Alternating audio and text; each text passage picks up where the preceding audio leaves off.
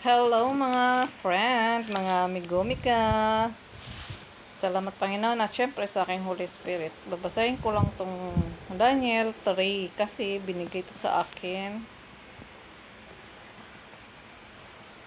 Ito na sa 3. Inuutos sa lahat.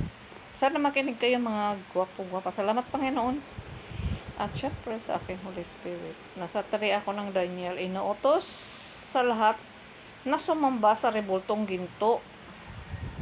Paggawa ng rebultong gintong 9 talampakan ang taas at 9 naman ang lapad ng mayari. Ipinatayo niya ito sa kapatagan ng Dura, Babylonia. Pagkatapos, ipinatawag niya ang mga gobernador, katulong na gobernador, komisyonado, ingat yaman, hukom at iba pang pinunong bayan para pagtatalaga sa nasabing rebulto. Nang nasa harap na sila ng rebulto, malakas na ipinapahayag ng tagapagbalita. Inuutos sa lahat ng tao mula sa alinmang bansa at wika na magpatira pa at sumamba sa rebultong ito. Sandaling narinig ang tunog ng tambuli, flauta, kudyapi, alpa at iba pang instrumento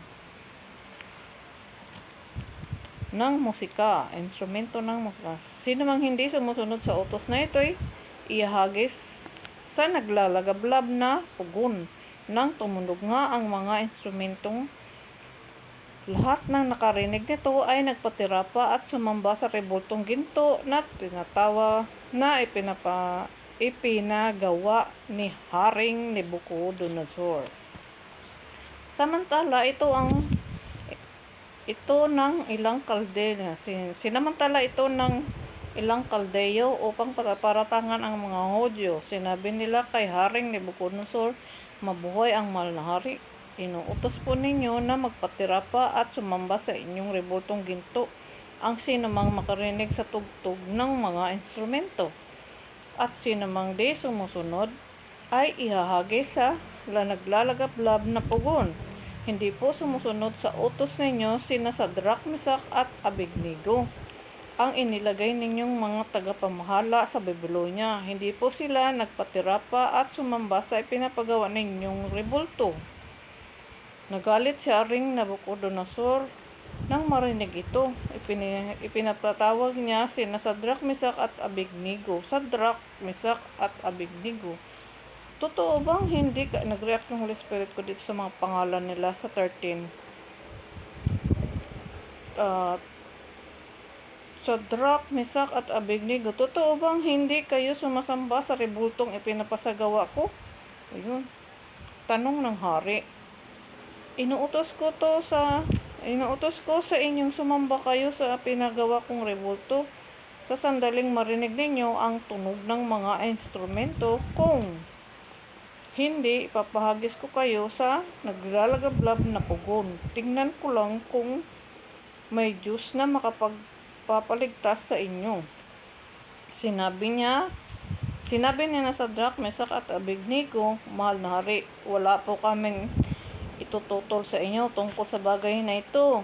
Gawin ninyo kung iyan ang gusto ninyo. Ang Diyos na aming pinaglilingkuran ang magliligtas sa amin sa pugong iyon at sa inyong kapangyarihan. At kung hindi man niya gawin ito, hindi pa rin kami sasamba sa rebultong ipinapagawa ninyo." Inahagi sa pugon ang 3. Namula si Haring Nabucodonosor na sa tindi ng galit kina Sadrach, Mesach at Abednego, kaya inuutos niyang paigtinging makapitong ibayo ang pugon. Inuutos din niya na sa pinakamalakas niyang tauhan na gapusin sina Sadrach, Mesach at Abednego at ihagis sa apoy. Ginapos nga sila nang di naalis ang pantalon, baro, gura o alinman sa kanilang kasuotan at inihagis sa pugon. Dahil sa pagsunod sa utos ng hari, sa tindi ng init ng pugon, namatay ang may dala kina Sadrach, Mesach at Abednego. Samantala, yung 3 ay tuloy-tuloy na bumagsak sa naglalagablab na apoy. Walang ano-ano napalundag si Haring Nabucodonosor. Pamanghang tinatanong niya sa kanyang mga tagapayo, hindi ba't 3 lamang ang inihagis sa apoy? Opo, kamahalan, sagot nila. Bakit 4 ang nakikita kong lalakad-lakad sa apoy at hindi nasusunog, at yung isa ang tingin ko'y Diyos? Yun ang tingin ko Diyos. Si Haring Nabucodonosor ay lumapit sa bunganga ng horno. Sinabi niya, halik kayo rito sa Sadrach, Mesach at Abednego, mga lingkod ng kataas-taasang Diyos. Lumapit ang 3. Paglabas nila sa pugon, ang mga gobernador, katulong na gobernador at ang mga tagapayo ay lumapit sa kanila. Tiningnan silang mabuti, ngunit wala lamang makitang bakasal na likha sa apoy sa katawan ng 3. Hindi nasunog kahit bagya ang kanilang buhok. Hindi na ang kanilang kasuotan, ni hindi sila nag-amoy usok.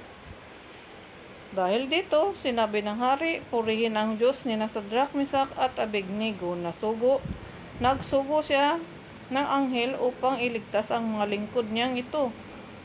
Naganap ng nananalig sa kanya. Hindi sinunod ng mga ito ang aking utos. Ginusto pa nilang sila'y ihagis sa apoy kaysa sumamba sa Diyos-Diyusan. Kaya itinalaga ko ang isang utos. Sino man mula sa alinmang lahi sa bansa o wika sa magsasalita laban sa Diyos nila, Sadrach, Mesach at Abednego, ay kakatayin. Hindi lamang ito, wawasakin pa ang kanilang tirahan, pagkat walang Diyos-Diyusan na makapagliligtas sa tao tulad ng ginawa ng kanilang Diyos. At ito, ang 3 ito'y itinaas niya sa tungkulin. Itinaas niya sa tungkulin. Mga 3 to hindi sumunod sa mahal na hari, no? Salamat po, amen. At ito yung binigay na to sa akin dati pa. Binasa ko na to muli dati at binasa ko muli ngayon. Kasi binigay ito sa akin. Kanina pa.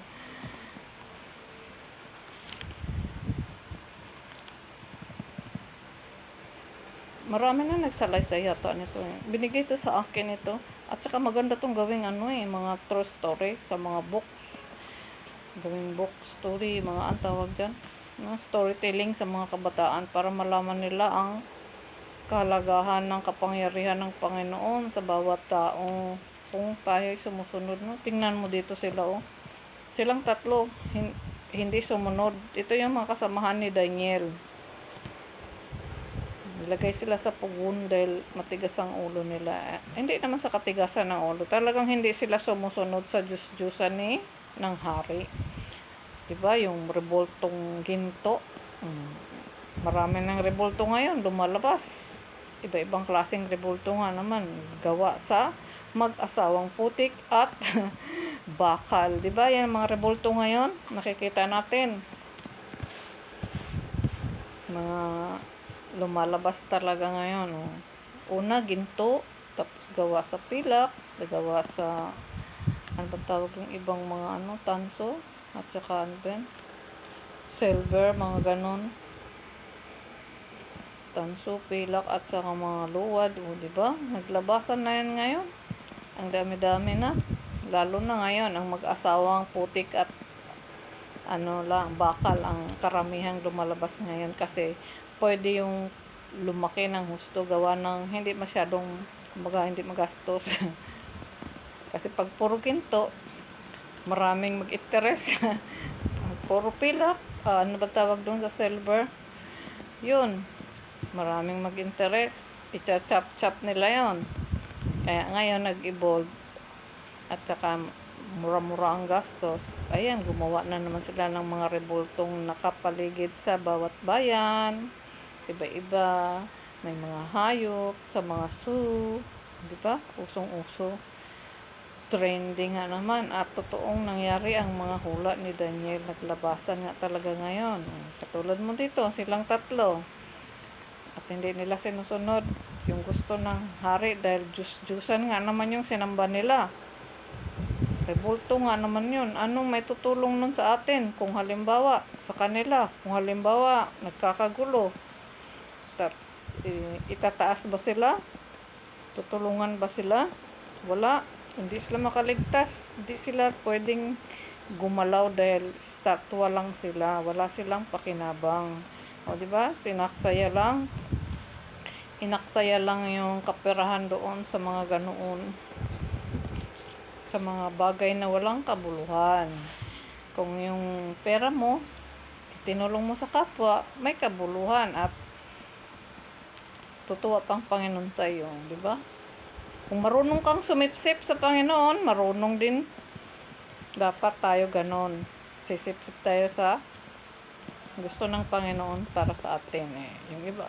O ngayon, usong-uso rin yan mga ganyan, sip-sip, palakasan, di ba, sa mga bossing-bossing, palakasan ng paggawa ng magagandang idea, patalinuhan sa mga bossing na naghahangad ng kapangyarihan, o, di ba? Usong-uso yan ngayon, pero wag tayong sumamba sa mga Diyos-Diyosan dahil walang kabuluhan yan. Hindi yan talaga makakatulong sa atin. Bakit nga naman natin yan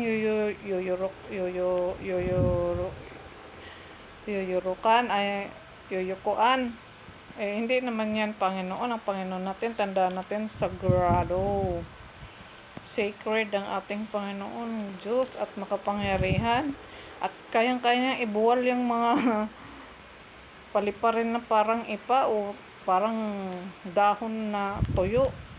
Ang mga rebultong yan, kayang-kaya niya yan. Kaya ang Panginoon natin ay tunay na makapangyarihan at siya lang at wala nang iba. Walang ibang hari sa langit o sa lupa, ang Panginoong Diyos lamang. Only one King. Heaven and earth, siya lang, isa lang. Magkaisa lang naman sila ba? Silang lahat. Ama, Anak at Espiritu Santo. Kaya tandaan natin, huwag tayong sumamba sa mga ganyang ginagawa ng kamay ng tao dahil hindi yan tunay na Diyos. Ang tunay na Diyos, hindi natin nakikita at sagrado. Tandaan natin yan. At ito, binigay na to sa akin. Tingnan mo ang tibay. Pitong ibayo, 7 times ang init, no? Kung sa oven yan, tustang-tusta ka na. Uling na siguro ang labas mo. Dito nga, lumabas sila. Walang galos, wala lahat. Pati yung damit nila. Walang nangyari sa kanila. Pero yung mga nagsipsip doon sa hari ang nagsumbong na lumapit lang doon sa pintuan ng pugon. Nahimatay na agad. Na sila. Nakasulat dito yan, Kung nababasa na to, kung hindi pa, basahin nyo na lamang kung ayaw nyo makinig dahil malamya. Malain na ang kwento ko. Wala na akong magawa. Pero, ito binigay na talaga to sa akin dati pa. Meron na nga tong mga sa Netflix mga pelikulang ganito, yung iba.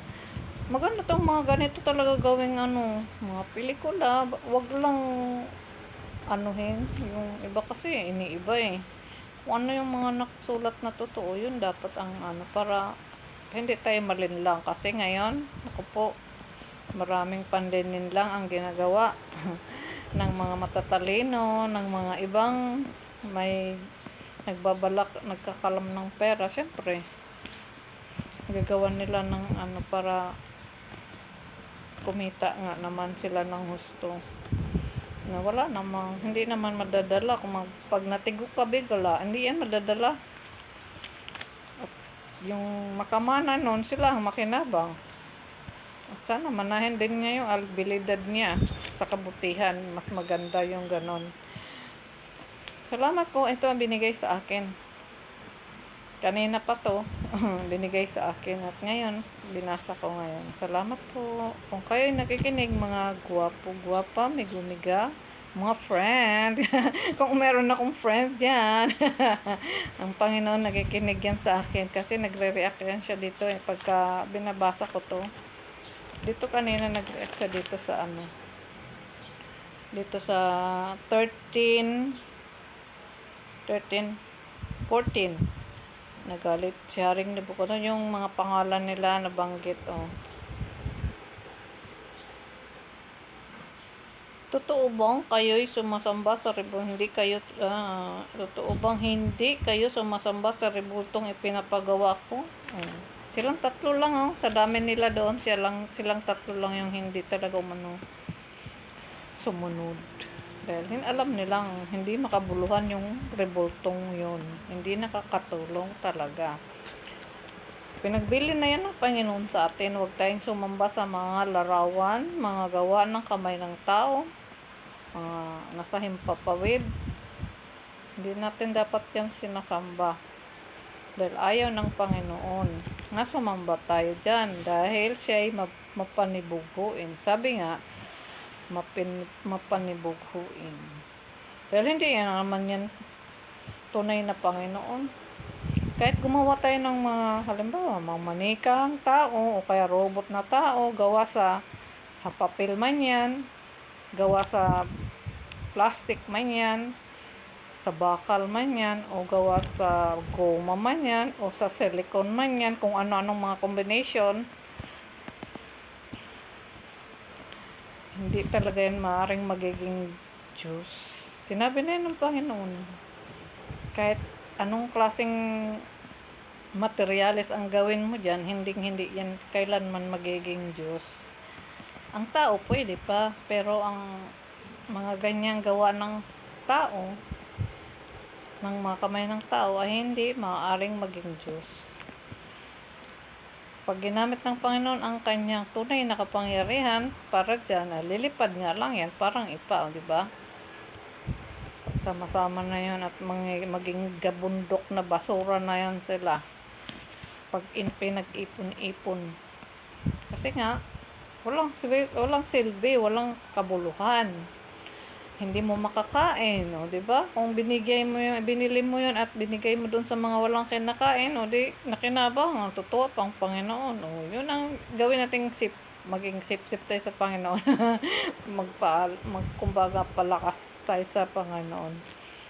Matutuwa pa yung Panginoon, nakikita niya yung kahit hindi man niya sabihin sa'yo na nakikita niya yung mga ginagawa nating kabutihan sa ating kapwa. Tandaan natin yan, nakikita niya talaga. Ako nga, alam niya kung anong klaseng pagkatao ko, alam niya. Sasabihin niya rin, sinasabi naman niya sa akin, diba? Nalalaman niyo kasi binabasa ko kung ano yung mga binibigay niya sa akin, kung anong klaseng pagkatao ko. Nasasabi niya talaga dito kung ito talagang makasalanan. Sinasabi yan ng Panginoon.